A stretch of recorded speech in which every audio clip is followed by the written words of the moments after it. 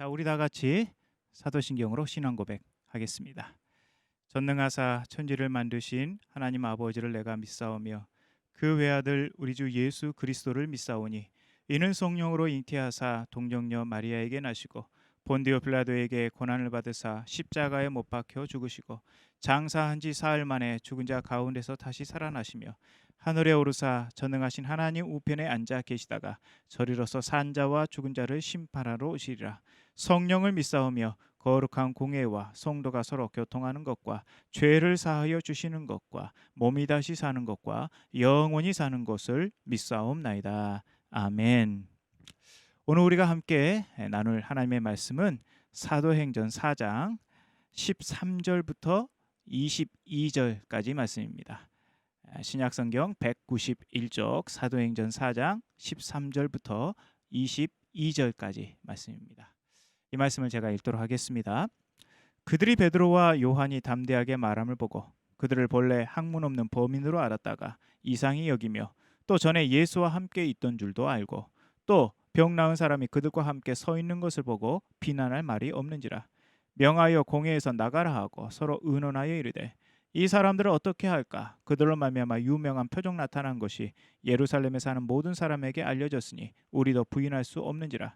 이것이 민간에 더 퍼지지 못하게 그들을 위협하여 이후에는 이 이름으로 아무에게도 말하지 말게 하자 하고 그들을 불러 경고하여 도무지 예수의 이름으로 말하지도 말고 가르치지도 말라 하니 베드로와 요한이 대답하여 이르되 하나님 앞에서 너희의 말을 듣는 것이 하나님의 말씀을 듣는 것보다 옳은가 판단하라. 우리는 보고 들은 것을 말하지 아니할 수 없다 하니 관리들이 백성들 때문에 그들을 어떻게 처벌할지 방법을 찾지 못하고 다시 위협하여 놓아주었으니 이는 모든 사람이 그 된 일을 보고 하나님께 영광을 돌림이라. 이 표적으로 병 나은 사람은 40여세나 되었더라.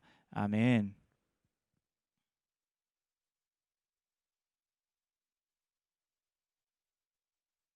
3장에서 놀라운 기적이 일어났죠.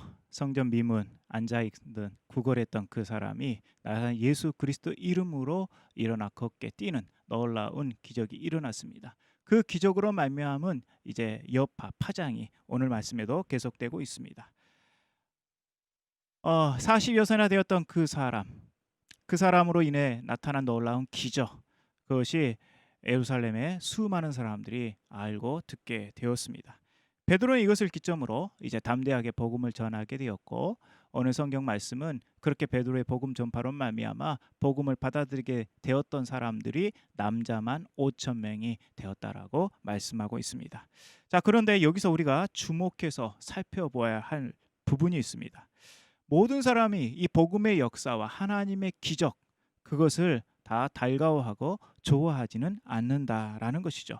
본문에도 소위 유대의 지도자들, 유대 땅의 지도자들, 관리들, 장로들, 서기관들, 대제사장들 이런 사람들은 그 일어난 일들을 몹시 불쾌하게 생각했습니다. 그래서 사도들을 불러다가 이렇게 신문했죠. 너희가 무슨 권세와 누구의 이름으로 이 일을 행하였느냐? 무슨 권세와 누구의 이름을 언급하고 있는데 이 말인즉 그 유대 지도자들이 권세와 이름을 독차지하고 있었다. 자신들의 전유물로 여겼다라고 우리는 생각할 수 있겠습니다. 이제 사도중 베드로가 성령이 충만하여 이렇게 말합니다. 나사렛 예수 그리스도 이름으로 이 사람이 건강하게 되었다. 이렇게 말하면서 예수의 권세와 예수의 이름을 선포하고 있습니다. 자, 오늘 본문에서 유대 지도자들은 이제 세 가지 이유에서 비난할 말을 찾지 못했다라고 말씀하고 있습니다. 첫 번째, 13절에 보니까 학문 없는 범인으로 알았던 베드로와 요한이 담대하게 말하는 것을 보고 그들은 비난할 말이 없었습니다. 두 번째, 역시 13절입니다. 베드로와 요한이 예수와 함께 있는 것을 알았기에 예수의 이름과 권세가 거짓이 아님을 알았던 것이죠. 이전에 예수와 함께 베드로와 요한이 다녔던 것을 모든 사람이 다 알고 있기 때문에 예수의 이름의 그 권세와 기적 의심할 여지가 없었던 것이죠. 세 번째, 예수의 이름과 권세로 말미암은 그 놀라운 기적, 그 기적의 당사자, 안진뱅이였지만은 걷고 뛰었던 그 사람이 이 베드로와 요한과 함께 있으니 그 명백한 기적, 그것이 엄연히 이렇게 눈에 다 보이니 이제 이 유대 지도자들이 더 이상 부인할 그런 이유를 찾지 못했던 것입니다. 이 모든 것들은 이제 예루살렘의 모든 사람에게 다 알려졌습니다. 이 명백한 진실 앞에서 감히 부인할 말을 찾지 못했던 것이죠.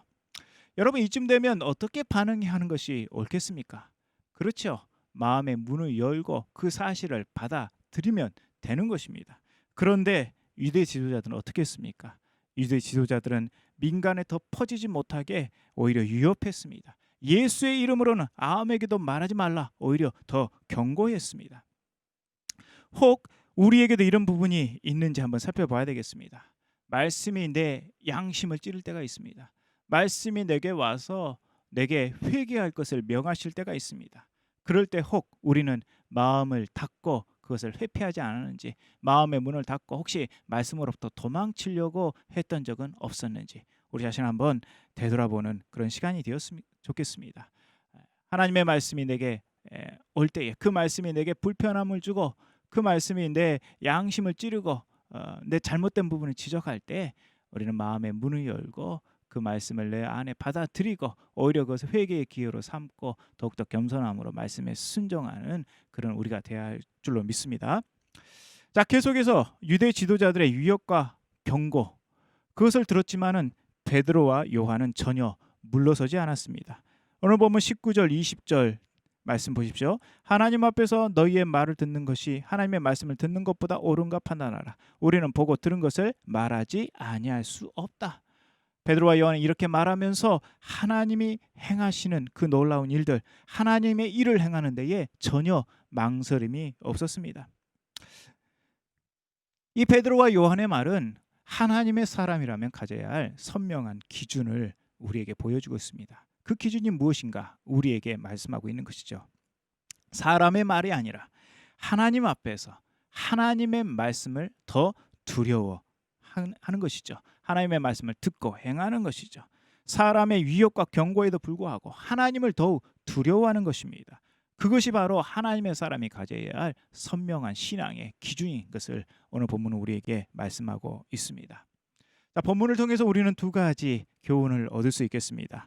먼저는 말씀이 내 양심을 찌를 때에, 그리고 말씀이 내게 와서 내게 회개를 촉구할 때에 우리는 회피하거나 도망가서는 안 된다는 것입니다. 그 말씀 앞에 자기 자신을 비춰보면서 자기의 부족하고 연약한 잘못된 모습들을 비춰보면서 말씀을 듣고 말씀을 내 안에 받아들이고 말씀 앞에 회개하면서 순종하는 이런 자세, 이것이 바로 하나님의 사람이 마땅히 가져야 할 태도인 것을 우리는 꼭 기억하고 그 말씀대로 살아야 할 줄로 믿습니다.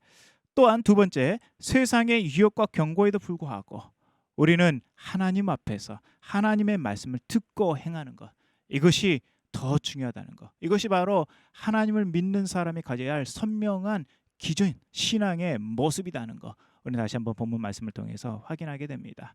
혹여 우리에게도 그런 여러 가지 어려운 순간들이 있습니다. 신앙의 갈등해야 무엇을 선택할 것인가 갈등하는 그런 상황이 우리가 세상에 살아가면서 발생하게 될 것인데, 그럴 때 오늘 베드로와 요한이 우리에게 보여주었던 그 모습을 꼭 떠올리시기 바랍니다. 내가 하나님의 사람으로서 어떻게 행하는 것이 하나님께 기쁨이 되고 어떻게 행하는 것이 내가 신앙인으로서 마땅히 해야 할 것인가, 이런 부분들을 깊이 생각하시면서 오늘 말씀이 도전하는 대로 살아서 복을 누리는 우리 모두가 되기를 바랍니다. 기도하겠습니다. 하나님 아버지, 베드로와 요한 수많은 위협 앞에서도 담대하게 복음을 전하였고, 복음을 더 이상 전하지 말라, 예수의 이름으로 말하지 말고 가르치지 말라, 그렇게 위협하는 경고 앞에서도 더욱더 목소리 높여서 하나님의 복음을 전했던 것을 오늘 말씀을 통해서 보았습니다. 그렇게 할 수 있었던 이유가 무엇이겠습니까? 그들은 사람보다 하나님을 더 두려워했기 때문이라고 오늘 말씀하고 있습니다. 주여, 우리도 사람보다 하나님을 더 두려워할 줄 아는 믿음의 사람이 되기를 원합니다. 또한 말씀이 우리에게 들어올 때에 그 말씀 앞에서 순종하며 더욱더 겸손하며 말씀을 하여금 내 마음과 내 생활을 변화시킬 수 있도록 우리 자신을 기꺼이 말씀 앞에 드릴 수 있는 우리의 모습이 될 수 있도록 도와주옵소서.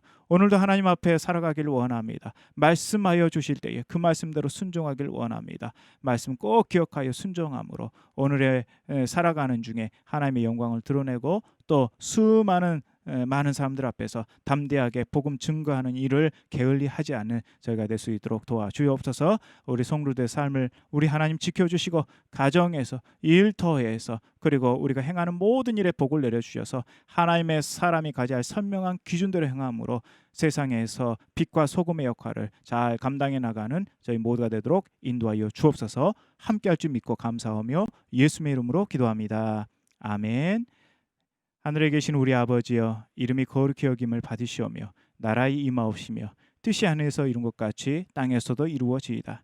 오늘날 우리에게 일용할 양식을 주옵시고 우리가 우리에게 죄 지은 자를 사하여 준 것 같이 우리 죄를 사하여 주옵시고 우리를 시험에 들게 하지 마옵시고 다만 악에서 구하옵소서. 대개 나라와 권세와 영광이 아버지께 영원히 있사옵나이다. 아멘.